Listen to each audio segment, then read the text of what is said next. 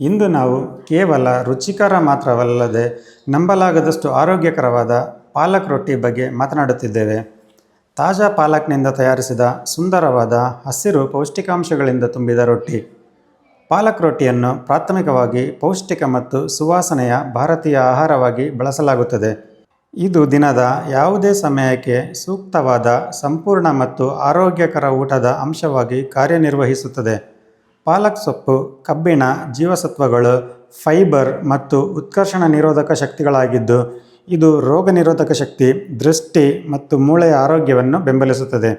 ನೀವು ಆರೋಗ್ಯಕರ ಆಹಾರವನ್ನು ಪ್ರೀತಿಸುತ್ತಿದ್ದರೆ ಅಥವಾ ಸ್ಥಿರವಾದ ಗುಣಮಟ್ಟದ ಮುಖ್ಯವಾದ ವಾಣಿಜ್ಯ ಅಡುಗೆಮನೆಗಳನ್ನು ನಡೆಸುತ್ತಿದ್ದರೆ ನೀವು ಇದನ್ನು ಇಷ್ಟಪಡುತ್ತೀರಿ.